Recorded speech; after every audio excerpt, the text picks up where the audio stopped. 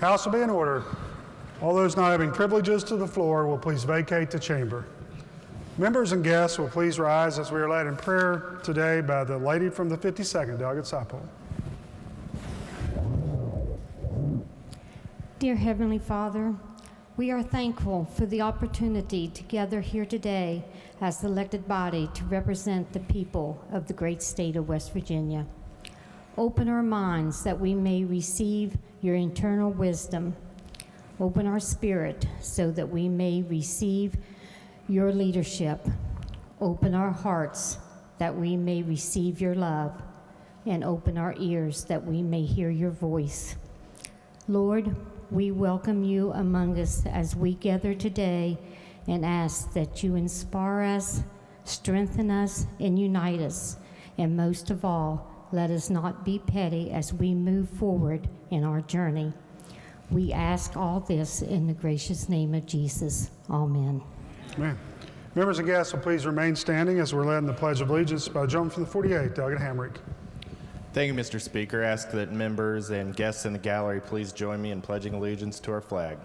I pledge allegiance to the flag of the United States of America and to the republic for which it stands, one nation under God, indivisible, with liberty and justice for all. Reading the Journal. Journal of the House of Delegates, Charleston, Thursday, June 8th, 2017. Chair recognizes the lady from the 3rd, Delegate Storch. Thank you, Mr. Speaker. I ask unanimous consent that the further reading of the journal be dispensed with and it be approved as having been read. The lady from the 3rd asks unanimous consent the further reading of the journal be dispensed with and it be approved as having been read. Is there objection? Chair hears none. Journal is approved as having been read. Introduction of guests. I believe still with us is Zachary Scott, who is a recent graduate of Herbert Hoover High School, is in the center gallery. I'd ask that the House please make him welcome.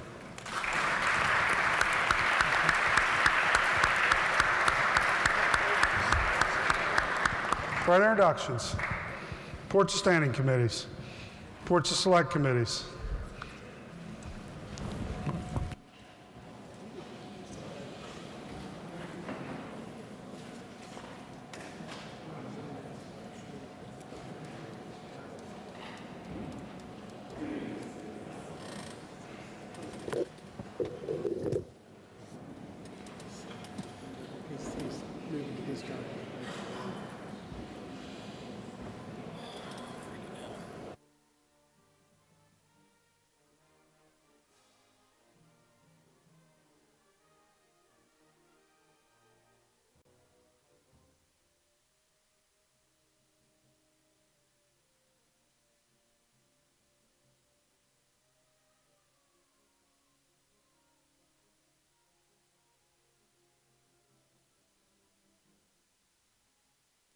Reports of select committees. Messages from the executive. Messages from the Senate. The clerk of the Senate announces that the Senate has concurred in the House amendment and passed Senate Bill 1014 relating generally to physician assistants. Message will be received. The clerk of the Senate announces the adoption by the Senate of Senate Concurrent Resolution 103 suspending provisions of Joint Rule 3 relating to Committee of Conference on House Bill 107. Gentleman from the 28th. Thank you, Mr. Speaker. I ask unanimous consent that the committee reference be dispensed with, that the resolution be taken up for immediate consideration and put upon its adoption. Gentleman from 28th asks unanimous consent that the committee reference be dispensed with, the resolution be taken up for immediate consideration and put upon its adoption. Is there objection? Chair hears none. Clerk, please report the resolution.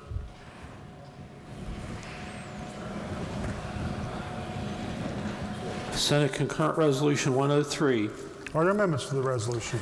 Delegate O'Neill moves to amend the resolution on page 1 by striking out everything following the resolving clause and inserting in lieu thereof the following: that pursuant to Rule 25 of the Joint Rules of the Senate and House of Delegates, the provisions of Joint Rule 3 paragraph B are suspended as follows. The Committee of Conference on the disagreeing votes of the two houses as to engrossed committee substitute for House Bill 107 relating generally to the Tax Reform Act of 2017 is hereby extended until Tuesday, June 13th, 2017, and upon a concurrent resolution duly adopted by a majority of those present and voting in each house, the Committee of Conference may be further extended for a period not to exceed 1 day. Are there, gentleman for 39, Doug Walters. Thank you, Mr. Speaker. Would the gentleman yield?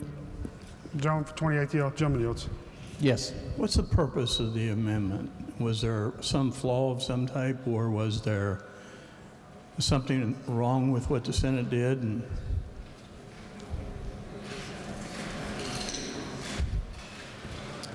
Yes, sir.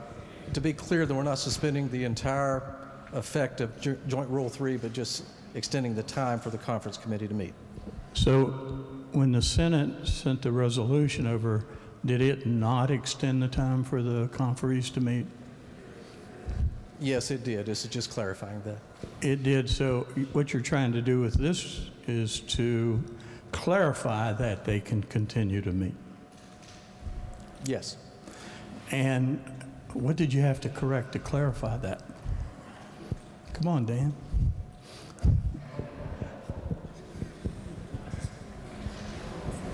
Just clarifying that it's not suspending the entirety of Rule 3.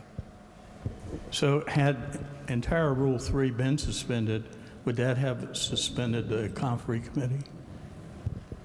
No. No, it would have continued for those days anyway. Yes. Then is this necessary? If so, why? Well, I think, again, in terms of it necessary, it's to clarify that Joint Rule 3 has not been suspended in its entirety, but that we're just extending the time for the conferees to meet.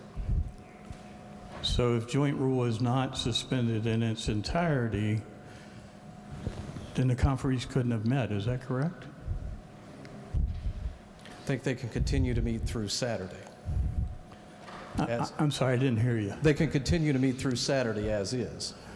Until Saturday, midnight tonight, Midnight Saturday. midnight Saturday. So this extends them Sunday and Monday, is that correct? Till Tuesday, it'd be 3. All right, thank you.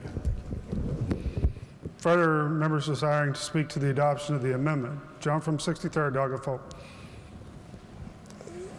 Question of a point of clarification. Gentleman may stay at this point. The conference committee met on Wednesday, correct? I don't recall exactly what day it met. I can't tell you that. Well, they met on Wednesday afternoon after we allowed them to form the conference committee, correct?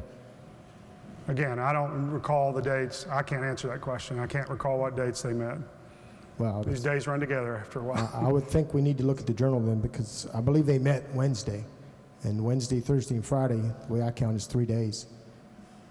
So, the gentleman, as I said, I don't recall when it met. Our understanding, talking with the parliamentarian and the clerk, is that they are authorized under the current motion that was adopted by this House to meet through midnight tomorrow. The rules state 3 days. And since they met on Wednesday, that would have to be counted as one of the days.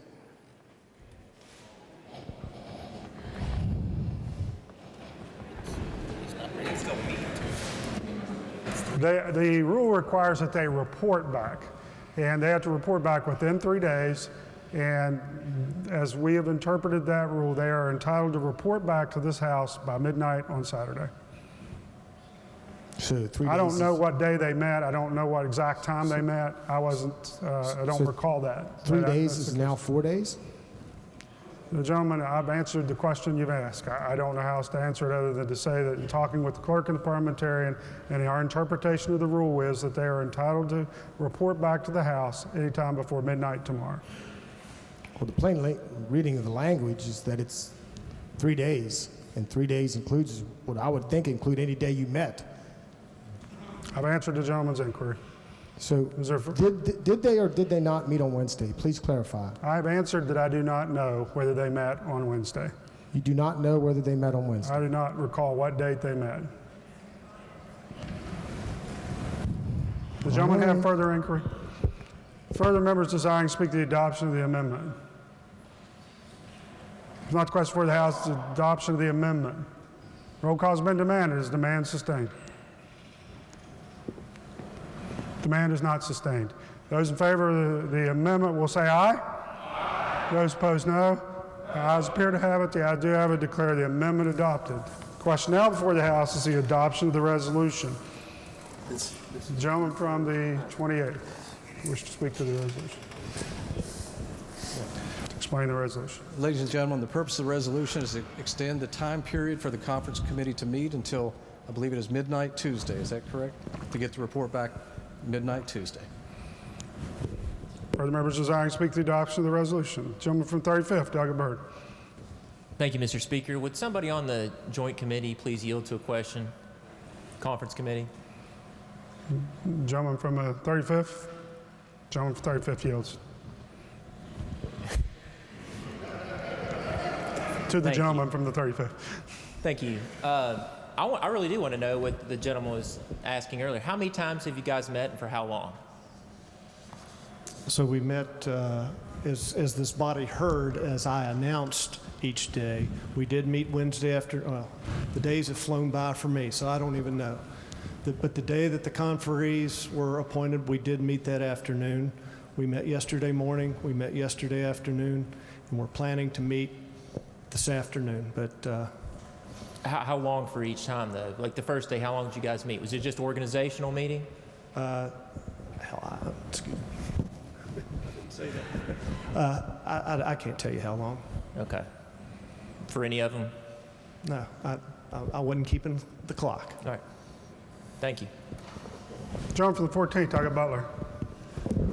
Thank you, Mr. Speaker. Would the gentleman from the 28th yield to a question, please? Gentleman yield. Gentleman yield. Yes. So by continuing this, or if we want this to be resolved quickly so we have something to vote on, we would actually reject this. Is that correct? If we wanted to get something settled by tonight or tomorrow? Well, I'm not sure I could agree with that statement to my friend from the 14th.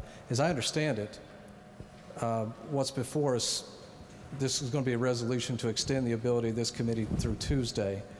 If we reject that today, as the speaker has mentioned, it is his assertion that this committee is entitled to meet through midnight tomorrow, and that the committee itself may very well meet again and bring something forward tomorrow for the full body to vote on potentially, although not definitely. I mean, it could happen.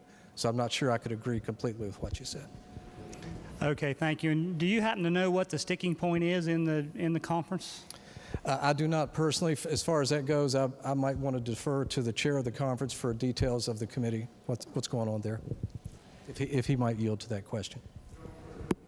Gentleman from 35th, Doug Nelson, yield.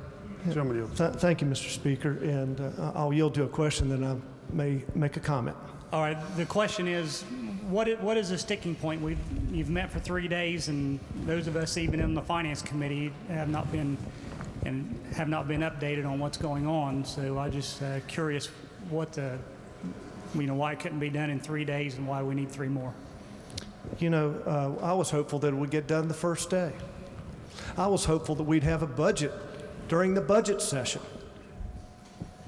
And we've been here for 10 plus days, and we still can't get an agreement amongst the members of this body to get 51, nor on the other side. So those have been open meetings, and everybody in this body could have listened in. What we have agreed to, and I think I mentioned this yesterday, there was a number of disagreements between the House introduced bill of 107, which in essence, it passed this body with 74 positive votes.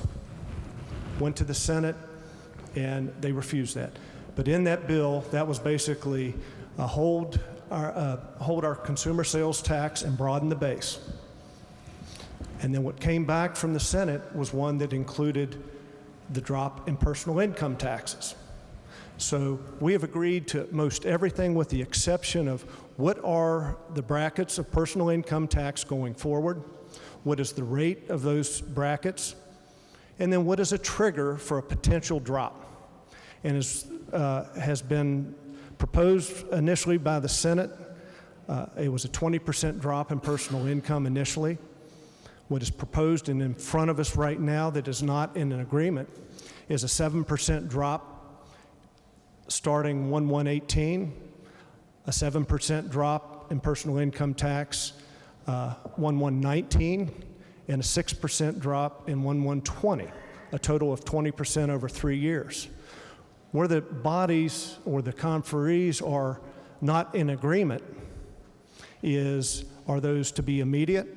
Are they to be triggered? Under what circumstance? Do they need to be at 20%? And there's still a lot of discussion going on. And there is not an agreement really between this body nor the other body. One reason for this extension, we aren't at that agreement right now. And to continue on without getting closer is very problematic. Very problematic. And so what this does, instead of keeping all 134 members here on a Saturday, let's all go home Saturday, Sunday, and come back Monday and let the conferees hopefully get to a full agreement that can be voted on first to come out of the committee, and then second to come before both bodies. Okay, so this is all over a 1%, 20% over 3 years, basically a 1% decrease in the personal income tax over that time frame. No, sir. Correct? It's a 20% decrease in personal income tax. Well, it's a 1% when your tax bracket's 5%, it would go down to, or 6, it would go down to 5. Do the math on 20% or whatever your rate is. That's correct. All right. Thank you. Gentleman from 63rd, Doug Folk. There's an old saying that you'd never look a gift horse in the mouth. Earlier this week, we were handed a gift, $169,850,000. There's some people that say that that's not real, and of course the letter indicates that it's very wishy-washy in the letter that was received from the governor. But if you listen to the conference call, it's pretty clear. I'm going to take a few quotes from the conference call. This is Dave Hardy, the Revenue Secretary. I'm going to be assigning a letter today, here probably today. The next quote I'd say is, the governor has asked me to do that.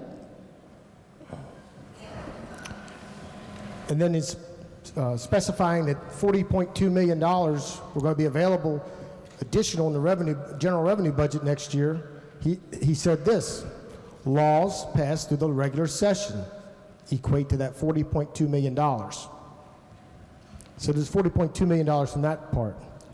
And then in reference to the rest of the balance of that increase in general revenue, he said changes in the economy will add $129,650,000. And then he said, if the proposal that's being passed, the numbers that are floated around for the tax bill, will be an additional $130 million. Here's the key part. Jeff Jenkins from Metro News asked the question, not counting the tax bill, so you're adjusting, not counting the tax bill, it's $170 million in additional revenue, about that. He said, in response to that question, almost 170, 169.85. Without the tax legislation, and this is in response to what the general revenue budget estimate would be at that point. The answer was, without the tax legislation, it's $4.225 billion. So we are sitting here right now, and matter of fact, the last quote from Dave Hardy is, 4.225 is the official number now. That's what was said. Use the word official. So we have 4.225 to work with. And some people will say we really don't, but I believe we do. And I'll throw you through some scenarios on why we do. By the way, that's $38 million more than we authorized last year in spending, just under 1%, 0.9%. So, gentlemen, I'm trying to give you some leeway, but the question before us is whether the resolution extending the conference committee I understand that, Mr. Speaker, and I'll should be get to the passed. point here. There's a reason we should reject this resolution. We should reject this resolution because we already have the revenue to pass a budget bigger than last year's. And it happens in one of four ways. If we reject this resolution, the four ways we get there is we pass a $4.225 billion budget and the governor signs it, raises his revenue estimates in a letter to us. The second way, he takes that same revenue, that budget bill we passed to him, 4.225, and he can do what's within his power already. If he doesn't like some of the spending, he can line item veto it, match the revenue estimate up, and pass the budget. The third option that he can do is a straight veto. And that's where we get to the last scenario. We override his veto. And I think everybody in this body thinks that there are places that we can make it happen. We could pass a bigger budget than last year. Nobody gets hurt. And we override his veto if he doesn't see fit to pass the bill or sign the bill. So I would urge everybody to reject this resolution. Final point I'll make is the parties that make the decisions have not been in that room for 3 days. They have been in this Capitol on and off for a better part of 3 weeks, 2.5 weeks since we left.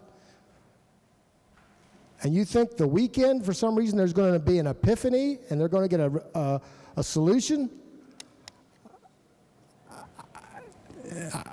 Last Hoppy Kirchhoff today called this the dumpster fire bill. That's how far it's went. This bill was on fire. Let's kill it today, and let's get on to what we need to do, which is pass a $4.225 billion budget and go home, put the citizens of West Virginia's mind at ease, because nobody will take cuts. Thank you. Before I recognize the other members who've had their lights on, I want to just clarify, going back to the gentleman's question a moment ago, because I did not know when the gentleman asked whether the conferees had met. I did not recall whether they met on Wednesday. It's my understanding they did meet on Wednesday, but they were appointed on Wednesday, and therefore, to give 3 days to report, if they had 1 day to report, it would be on Thursday, because they would have from Wednesday to Thursday.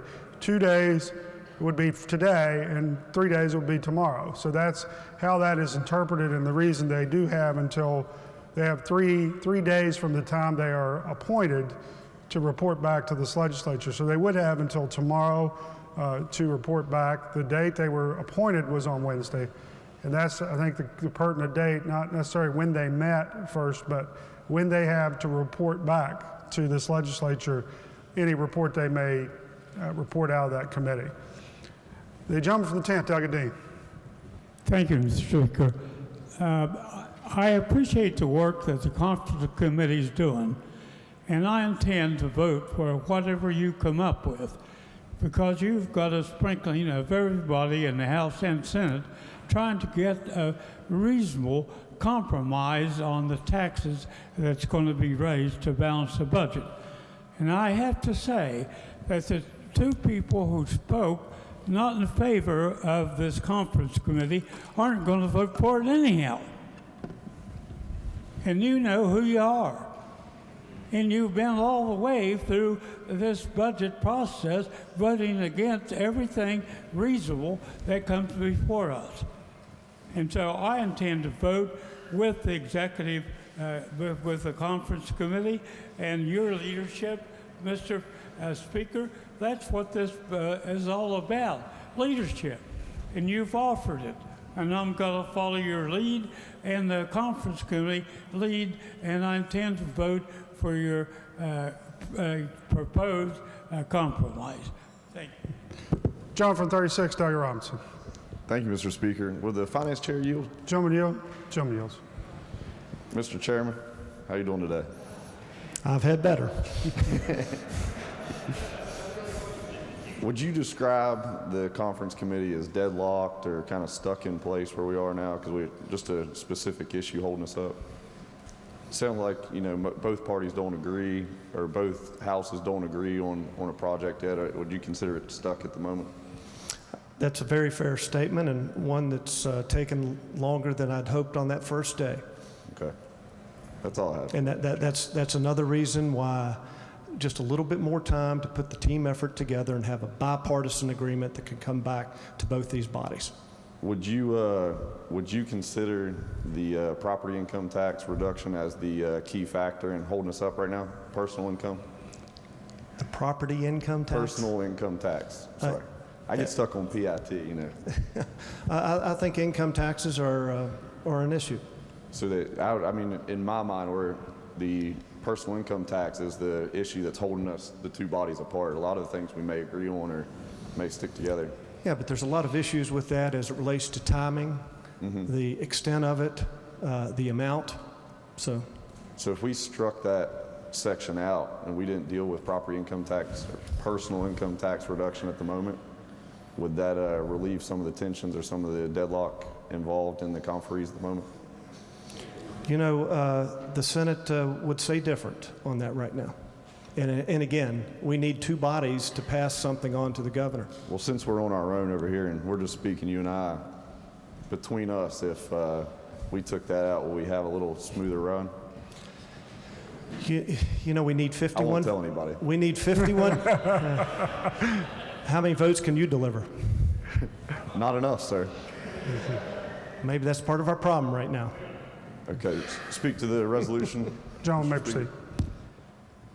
I believe we all speak to each other every day. I think we all talk about the same issue every day. Session's a little easier. You know, we talk about thousands of bills. In this special session, we talk about one or two things, budget or revenue. We're sending conferees over at the moment to speak about a revenue bill that doesn't have the votes in this House to pass. And one issue in that revenue measure is holding us up. This body agrees. I think we could pass something out of here and we'll send it down the hall if we take out the personal income tax. We are in a hole. We are negative revenue. We are in trouble. We came back to figure out how to patch that hole, how to get us back right. Something that we could have fixed 4 years ago and gone and fixed a systemic fix to our budget. But right now, we're working on smoke and mirrors, bait and switch. We're going to reduce your income tax with my left hand, and with my right hand, I'm going to raise everything else. That's exactly what we're working on. So to send back conferees that are deadlocked, that are stuck, I think we vote this down, send a message over that we're not going for personal income tax reduction. It's not going to happen this year. July 2nd, let's come on back. We'll come back for another special session. We'll sit and work on tax reform. I kind of laugh when I say tax reform because it's the bait and switch, smoke and mirrors. So right now, let's pass a budget, let's pass a revenue measure, let's get something accomplished, let's make sure the residents of Kanawha County can come back and work at the state capitol instead of getting furloughed, killing the economic drivers in our area. Let's get something passed. It's not going to be personal income tax reduction. It's just not going to happen in this body. So let's vote it down and get something accomplished. Thank you. John from 35th. Doug Nelson, did you wish to? Had your light on there. Anybody want to trade jobs?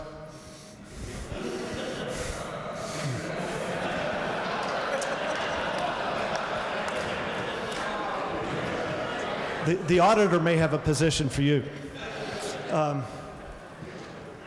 You know, gosh, I guess the first time I've been in this position, first time that a conference committee like this has been in this position, first time I think either chamber has been in a position like this, much less the state of West Virginia. You know what? We're 21 days away, folks. We better not hit that date. And I'm going to do everything I can. I think the conference committee, the finance committee, and I'm hopeful everybody in this body and the next will do everything they can to come to an agreement, a full agreement, not only in revenue, but our budget and those two road bills. Something was mentioned about what the Revenue Secretary mentioned the other day. You know, we have not received an official letter. It's all been talk. And until we receive official letter, we as a finance group cannot change our revenue. So what do we have? We have an official revenue estimate out of 4.055 right now. And yes, it was mentioned that we've passed legislation of roughly $40 million this year. So we have revenue on the table of $4.1 billion. And we have a $4.35 billion budget given to us by the governor. There's a gap of over $200 million. Well, what we have in front of us with this conference committee, and yes, we've met for 2 days, and we are getting closer. We've gotten closer in the last 2 weeks. But I'm standing up here today, vote for this resolution, give us a couple days. Let us get to an agreement, come to this body as part of our whole budget of getting this done before June 30th. Please vote for this resolution. Thank you, Mr. Speaker. John from 63rd, Doug Polk.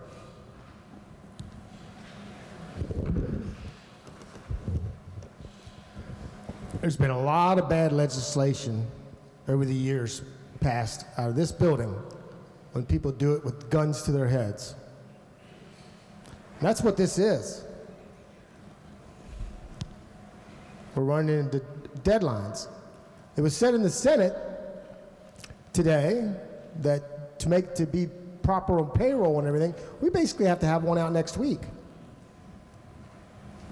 Let's talk about what would be prudent. Most of the things that are holding us up, first of all, they're trying to capture 6 months of revenue. All the stuff that on the cuts come out after January 1, whether it's the historic tax credit or the income tax provisions of this or the Social Security provisions. Why wouldn't we do the prudent thing? See what the rest of this year ends up in when this month ends, and then we wait. We actually get an agreement where we don't have guns to our heads over the first 3 months of the next fiscal year, July, August, September. But more importantly, you're going to get some more revenue trends. You're going to find out where we're at. And if the numbers look really good and they keep continuing to go up, everybody can get what they want. Instead of passing a flawed piece of legislation by allowing people that have already been talking for 2.5 to 3 weeks, the decision makers, whether you like it, the people, these decisions or these discussions have been taking place for 2.5 weeks. The only reason they didn't form a conference committee before we left last time was because the rules didn't allow it to go that long. They've been meeting behind closed doors for 2.5 weeks. And they can't come up with a resolution. You think in public they're going to come up with a resolution? It's time to reject this resolution, do the prudent thing, pass a $4.225 billion budget, and yes, I believe the governor will come to his senses and deliver on that gift that he announced earlier in the week. If he doesn't, it's on him, because he's already made it public. The record is clear, unless he wants to throw all three of his people, the revenue secretary, the budget secretary, and the tax guy, under the bus and then in front of the train. Let's reject this. Let's get to work on a budget where we can spend the money and allocate the resources properly. Thank you. Lady from 35th, Doggett Lane. Thank you, Mr. Speaker. I support the resolution, and I have a question if the gentleman from the 35th will yield. Gentleman yield. Gentleman yields. And this may have been explained, but if it was, I couldn't hear it. So what happens as a practical matter if we vote down this resolution? Conference committee ends, I believe, or no, we will meet today, we'll meet tomorrow, as will this body, and we've got to provide a report by midnight tomorrow night, is my understanding. So if we don't pass the resolution, the conference committee's ability to operate ends tomorrow night at midnight, and if you haven't gotten a proposal for us, then the conference committee is dead and another one would have to be appointed perhaps. As I understand it, yes. Okay, now, the gentleman from the Eastern Panhandle, and I'm sorry, I can never remember the number, talks about we should be passing a budget. Do we have a budget bill before us right now? The budget bill is sitting in House Finance Committee right now. And was that the governor's newest budget bill? Yes, that's correct. Okay. But if we don't pass this resolution, then we just basically have to start all over again next week if you don't reach an agreement by tomorrow night. If this agreement on this particular conference were to fail, yes, we have to come back and, on the revenue side, start the process again. Okay, thank you. And one thing, I believe if we have to come in and meet tomorrow as a conference committee, so does this whole body. Okay, so we would have to come in tomorrow too? Yes, is my understanding. And, okay, and so then if we pass the resolution tomorrow, we might have to come in on Sunday. No, let me say it. So if this failed, we would all come in tomorrow because we have to give a report out currently by midnight tomorrow night. Okay. If this passes, then we come back Monday. Okay, thank you, sir. Mr. Speaker, to speak in favor of the resolution, if that is okay. Lady may proceed. You all, we have known from the very beginning that we were facing a tough budget. We've looked at different revenue measures, and we have given our conference committee to try to get together with the Senate, and we know that the Senate is very difficult to work with. But that doesn't mean that we don't keep trying. And I know that it sounds good to just say reject the resolution, but folks, we're getting up on July 1, and we do not, or at least I don't want to shut down government. I don't want people to be sitting at home not collecting paychecks, not being covered by PEIA, and not having their retirement benefits. And we are going to be hurting an awful lot of state employees if we don't get this budget. And so it's not a whole lot to ask to support this resolution. Let the conference committee meet some more and see what they can come up with. Thank you. John for the 55th, Douglas Spinaga. Thank you, Mr. Speaker. I've been sitting over here listening to debate back and forth on this resolution. I really heard some pretty good points set forth out here. And I'm going to vote no, because in 10 days, the state can't make payroll. And so the legislature is going to take a 3-day holiday, come back, hopefully to have the conference is going to have a bill on a Tuesday on the 13th. State can't make payroll if we don't have something done by June 19th, so that gives us 6 days. And we all know the votes aren't here on what the Senate's trying to do. And that's not going to change over the weekend. And so we are setting ourselves up to start telling our public employees, we're not even going to make the payroll for you. Because I don't want to be down here. I know everybody else in here doesn't want to be down here. We've been sitting around. We know what's going to happen. That bill's going to come across from the Senate. It's going to fail. There's not enough votes in here because of the personal income tax. I mean, the prudent thing to do would be to remove that, study it, let's have another special session in the fall, something, but quit trying to jam up a government shutdown over it. This body worked well together. And I feel for the finance chairman, my friend from the 35th. I feel bad for him. He's working hard. We had a bipartisan effort of 74 votes in here. Senate Democrats are on board. But yet the leadership, the Senate Republicans, are literally trying to shut the state of West Virginia down because they are wanting tax reform. And it's not going to happen.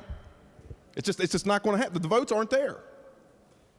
So I want to go home just like everybody else. but we are coming back and we are not going to be able to make payroll if we vote in favor of this. And the reason why is because the legislative body wanted to go home for an extended weekend. Saturday, Sunday, Monday, come back Tuesday. We know this thing's going to fail, and all of a sudden now we're not going to be able to pay our employees. And that's an awful message to send. It really is. So I'm going to vote no. I don't want to be down here tomorrow. I don't want to be down. I'd like to be able to take up everything that we could pass out today and go home.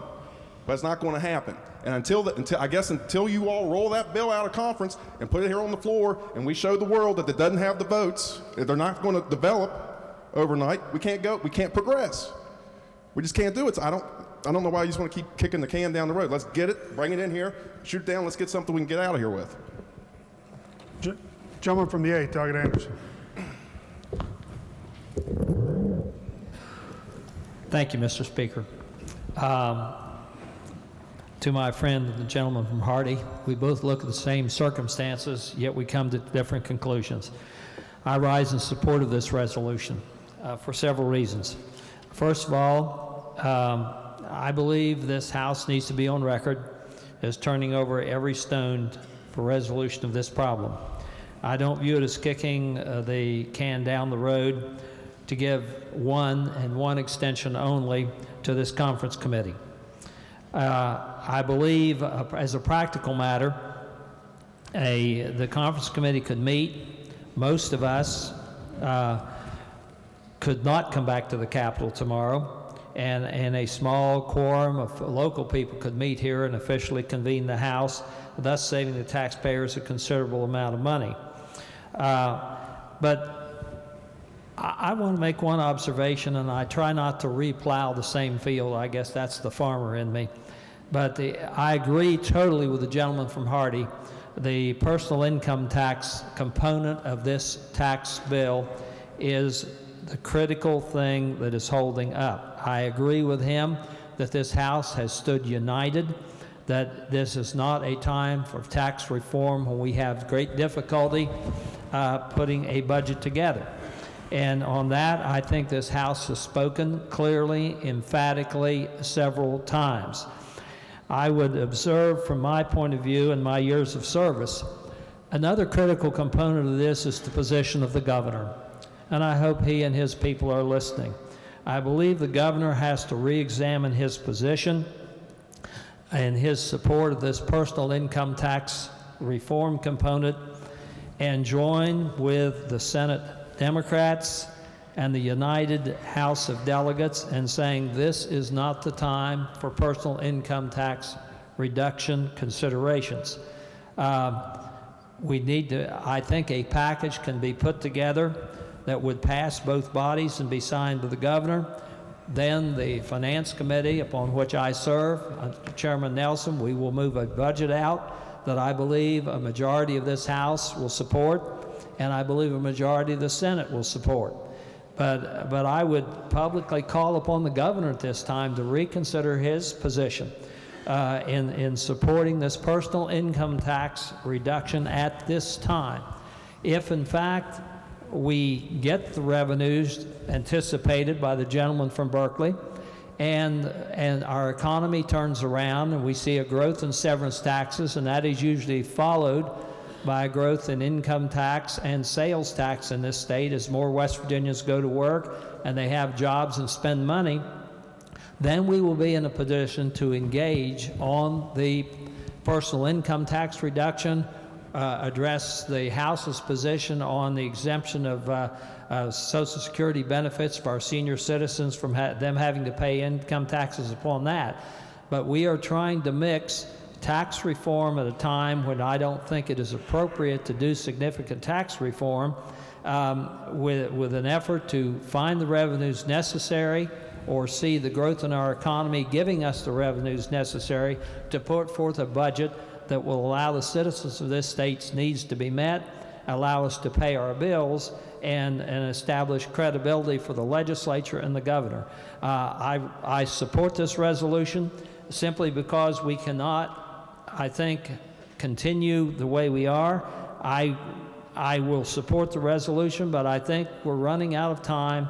As the gentleman from Hardy pointed out, it is time for the conference committee the conferees from the Senate to realize this is not the time to deal with the personal income tax or come to some agreement.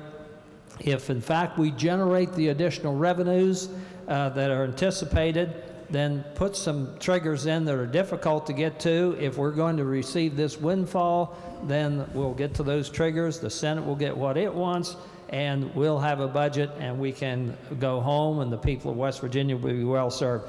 I rise in support of this. I ask the consideration and support of the extension of the conference committee for one extension. Thank you. John for 39, Doug Walters. Would the gentleman of Finance Yield have a quick question about something I didn't understand you said regarding the conferees? Did you say that our only sticking point was pretty much the triggers? That we are actually agreeing to the income tax reduction, but we want to set the triggers at a point where we will make it harder for those future reductions to happen? I would say prudent positions of when that future reduction would occur. But basically, our conferee committee is set on the position that we agree with the reduction in the income tax, the very first one.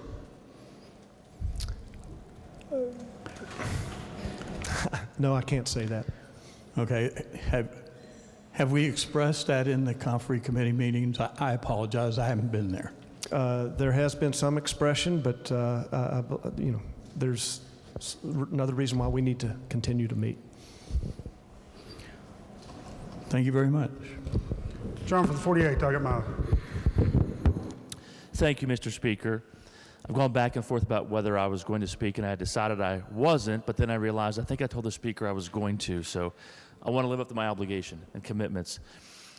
I don't like giving this extension because I think we're delaying the inevitable. However, I do think we ought to give the Finance Chair the respect and the rest of the members of the conferee committee the respect to get some work done, gather some information, while members of the governor's staff may be able to gather that information and provide it to them over the weekend. So I think we ought to at least extend that much grace and courtesy one time. I don't think I would get up on the floor a second time and make that recommendation or request. But I would ask that the Finance Chair and Speaker and the rest of his leadership team be prepared for Plan B when we come back on Tuesday, because I feel strongly, and maybe I'm wrong. I'm usually an optimist, but I'm not sure where the conference committee is going to end up. But if it ends up where some think it may end up, we may have to go to Plan B. And I don't think we have the luxury of taking more time to begin implementing Plan B if that's where we go.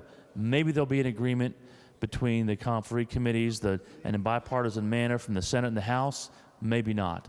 But let's give it one small window of opportunity, would be my request of you. I understand members of my caucus on this side of the aisle are all over the board on this vote. I'm not standing up suggesting you vote anything other than your conscience, but let me appeal to your conscience and ask that you at least give that much courtesy and hold them accountable if we come back here and there's nothing accomplished. Thank you, Mr. Speaker. Further members desiring to speak to the adoption of the resolution. Gentleman from the 35th, Doug Bird. Thank you, Mr. Speaker. And I first want to say that to my friend from the 35th, you are doing a great job. And just hearing the comments from the minority leader, I'm going to follow that. I'm going to give you guys that courtesy. And I asked the people that we talked about sending everybody home, doing this hiatus. Let's give them this chance, but let's give them this one chance. And then when we come back here on Tuesday, let's see what happens. So let's give them this little break. Gentleman from the 48th, Doug Mile. I just wanted to make it clear. I may not be voting for what the conference committee comes back with, but I want to make them sure they have that opportunity to come back with something. So I just want to make that clear. Thank you. I think everybody can say that. All right. Question for the Question for the House is the adoption of the resolution. Roll call has been demanded. Is demand sustained?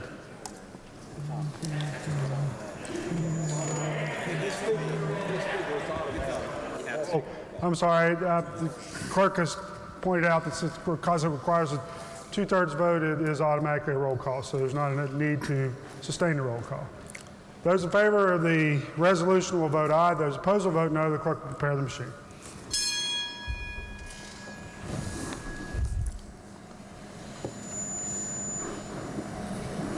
Has every member voted? If so, the clerk will close the machine and ascertain the result. On this question, 57 ayes, 24 nays, 19 members absent not voting. Two-thirds of the members present voting having voted in the affirmative, I declare the resolution adopted. Clerk, please report the title. Senate Concurrent Resolution 103. Are there amendments to the title? Delegate O'Neill moves to amend the title. Request for the House the adoption of the title amendment. All in favor will say aye. Those opposed, no. The ayes appear to have it. The ayes do have it. Declare the title amendment adopted. Clerk, please communicate the action of the House to the Senate. Resolutions. Petitions. Oh, I'm sorry. Clerk of the Senate, not to the Senate, has passed without amendment House Bill 111 relating generally to tax procedures and administration. Just a second. Master be received. For what purpose, the gentleman from the 48th delegate I acquaint to seek recognition? Thank you, Mr. Speaker. I voted in the affirmative, and it didn't record on the machine. Gentleman's vote will be, you were at your seat and voted. Yeah.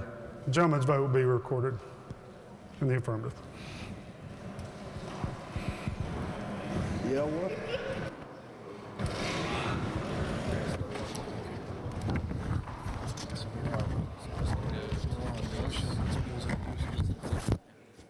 Resolutions, petitions, motions, bills introduced. House Bill 121 requiring unclaimed prize money be deposited in the General Revenue Fund. The following bill is introduced pursuant to House Rule 92. Bill be referred to the Committee on the Judiciary and then to Finance. Unfinished business. Bills on third reading. Bills on second reading. Committee substitute for House Bill 117 relating to West Virginia Healthcare Authority. Are there amendments? Not the bill be engrossed and advanced to third reading. Gentleman from the 28th. Thank you, Mr. Speaker. I move that the constitutional rule requiring a bill to be read on 3 separate days be dispensed with, and that the bill be read a third time and put upon its passage. Gentleman from 28th moves the constitutional rule requiring a bill be read on 3 several days be dispensed with. The bill be read a third time and put upon its passage. All those in favor of the gentleman's motion will vote aye. Those opposed will vote no. Clerk, prepare the machine.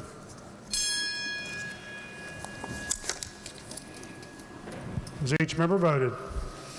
If so, the clerk will close the machine and ascertain the result. On this question, 81 ayes, 1 nay, 18 members absent not voting. 4/5 of the members present voting having voted in the affirmative, I declare the constitutional rule suspended. Clerk, please read the bill third time. Committee substitute for House Bill 117. Request for the House is the passage of the bill. Lady from the 49th, Delegate Summers, to explain the bill.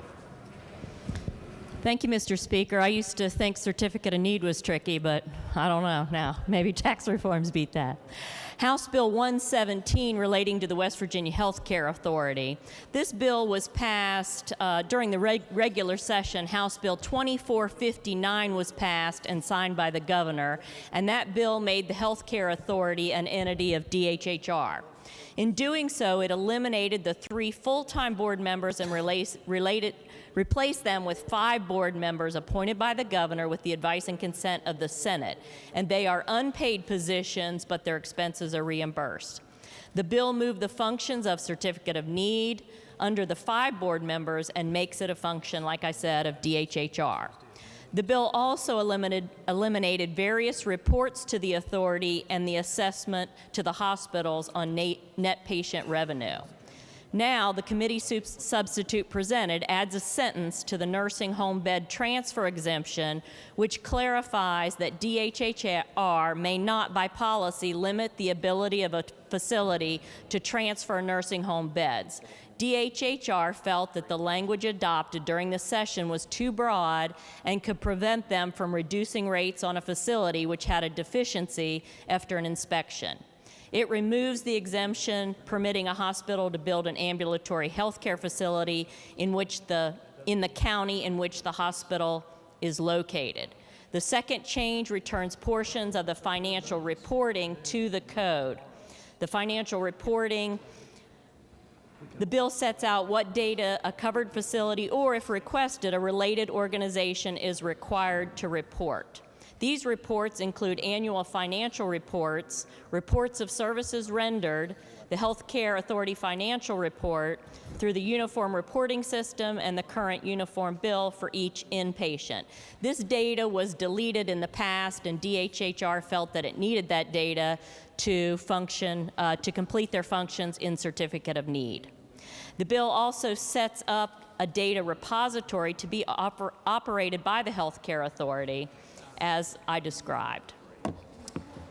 The third change includes reinstatement of the assessment upon hospitals, except for critical access hospitals. There are 23 acute care hospitals that pay this assessment, and the amount is an amount paid by hospitals on a pro rata basis based upon net patient revenue. This obligation was eliminated in House Bill 2459 in the past session. The assessment amount as set forth in this bill must not exceed 0.05% of the net revenue of the hospital, which is half of what the previous assessments they were charged. This assessment would be paid twice a year. These obligations are to operate the Certificate of Need program, to operate the data repository program, and to reimburse the Fed for some dish payments. The overall payment may not exceed the limitation of 0.05% of the net revenue, and this assessment shall sunset on July 1st, 2020. The last thing is the authority is granted emergency rulemaking authority to effectuate the changes of this article. I urge passage. John from the 34th, Doug Boggs. Lady Yield. Lady Yields. Yes, sir. Just wanted to clarify that, and I believe you and I both have critical access hospitals in our districts. This would apply to the critical access hospitals as far as the cost savings, the paperwork savings, everything that you described. This was also, they would benefit from it as well. Is that correct? What this does for the critical access hospitals is this helps reimburse Medicaid for payments that they were charged because they had rural health clinics as part of their hospitals. And they were given a ruling by Medicaid in the past for different finances, and now they've been told those don't apply. So this is going to help reimburse them and save the critical access hospitals who have payments that they cannot afford to pay back. Thank you. Other members desiring to speak to the passage of the bill? If not, the question for the House is the passage of the bill. John from 34th, Delegate Boggs. Mr. Speaker, serving on the board of a local hospital, request Rule 49. The gentleman, to the extent it would have an impact on you, I don't know that it would have a direct impact, but to the extent it would, you would be as a member of a class and therefore be directed to vote. John from the 10th, Delegate Chris. Same question, sir. You are a member of a board of a hospital? Yes, sir. Yes. To the gentleman, the same ruling, to the extent it would have an impact on you, it would be as a member of a class, and therefore you'd be directed to vote. John from the 43rd. Same request. Same, to the gentleman, the same ruling, to the extent it would have an impact, it would be as a member of a class, and therefore you'd be directed to vote.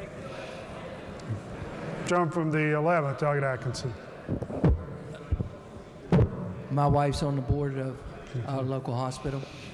The gentleman, that would probably be even a less direct impact to you, but to the extent it would have an impact, it would be as a member of a class, and therefore be directed to vote. Lady from the 16th, Doug Miller. Thank you, Mr. Speaker. My spouse is also a member of a hospital board. To the lady, the same ruling, to the extent it would have an impact on you, it would be as a member of a class, and therefore you'd be directed to vote. The question now before the House is the passage of the bill. Those in favor of passage will vote aye. Those opposed will vote no. The clerk will prepare the machine.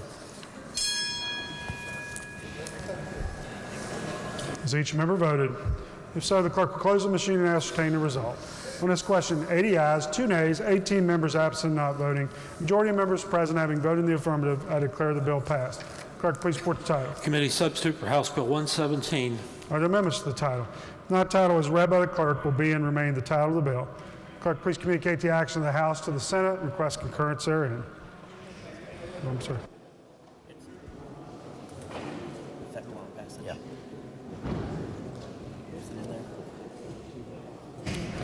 The gentleman from 28th. Mr. Speaker, I move the bill take effect for passage. The gentleman from the 28th moves the bill be effective from passage. Those in favor of the gentleman's motion will vote aye. Those opposed will vote no. The clerk will prepare the machine. Has every member voted? If so, the clerk will close the machine and ascertain the result. Oh, excuse me. Go ahead. The gentleman, there we go. And now has every member voted? Anybody else? All right. So the clerk will close the machine and ascertain the result on this question. 80 ayes, 2 nays, 18 members absent not voting. 2/3 of the members elected having voted in the affirmative, I declare the bill effective from passage. Clerk, please communicate the action of the House to the Senate. Bills on first reading. Leaves of absence.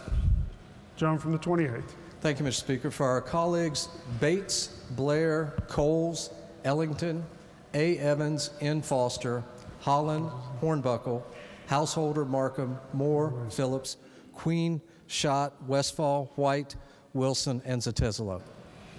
Without objection, leaves will be granted. Remarks by members of the House. House, please be at ease a moment.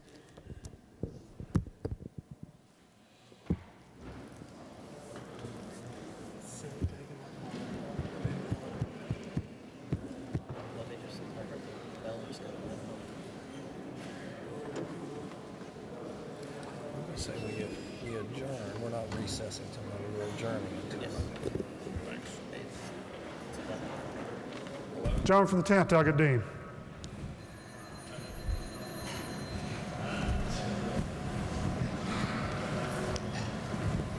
Thank you, Mr. Speaker. I had put on every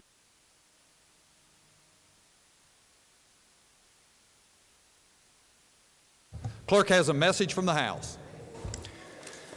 The Clerk of the House announced that the House has amended and adopted Senate Concurrent Resolution 103, suspending the provisions of Joint Rule 3. Message be received. The Senator from Ohio County. Thank you, Mr. President. I move the Senate concurs in the House amendment to SCR 103. Senator from Ohio moves that the Senate concur in the House amendments to SCR 103. Is there discussion? Senator from Marion County. Thank you, Mr. President, ladies and gentlemen of the Senate. You know, we've been here a long time. We've been in special session 30-plus days, and it seems that we just can't get to resolve. It looks like we're at an impasse, and now, you know, as we think through today and look around and see people going back home to do the things that they need to do to take care of family and jobs and things of that sort, I just hate to send a message to the people of West Virginia that we're not here trying to resolve this issue. And by doing what we're doing, we're saying, hey, we're going to go for the weekend, relax, come back on Monday and get it done again. You know, we've got the votes right now to stop this thing and say, hey, this is it. Let's get it done, knuckle down, roll up your sleeves, let's get the job done and get it over with and get out of here. But the mood, I think, is so frazzled at this stage that people really need some time to cool off. So, Mr. President, we're going to support the bill as it comes back over from the House. Hopefully, we're going to go home. Maybe there'll be some talks between folks this weekend on something that's relevant that we can all live with. We can start down the path of economic development and hopefully all work together. Come back, you know, go to the church of your choice over the weekend and ask for all the divine help we can get, and come back in here on Monday and let's get it done. I urge that we accept the House position. Further discussion? Not. All those in favor of that the Senate concur in the House amendments to SCR 103 will say aye. Aye. Those opposed, no. The ayes appear to have it. The ayes do have it. Declare the motion adopted. Question before the Senate is now passage of the resolution. Is there discussion? All those in favor will vote yay. Those opposed will vote nay. The clerk will prepare the machine.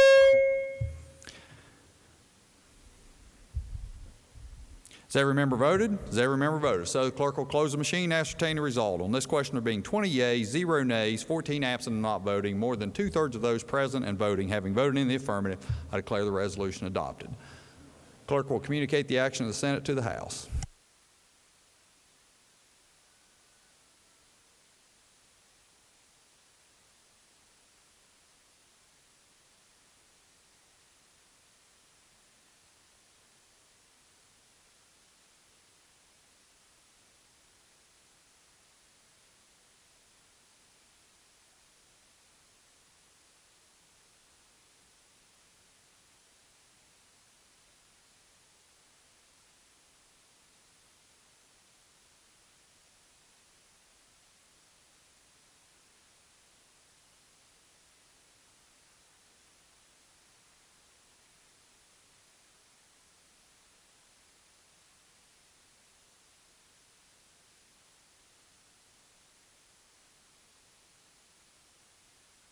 Senator from Ohio County. Thank you, Mr. President. Subject to announcements, I move the Senate stand adjourned until Monday at 1 p.m. Are there announcements? Not. Question for the Senate is, shall the Senate stand adjourned until Monday morning at 1 p.m.? All those in favor will say aye. Those opposed, no. The ayes appear to have it. The ayes do have it. Declare the Senate adjourned until Monday at 1 p.m.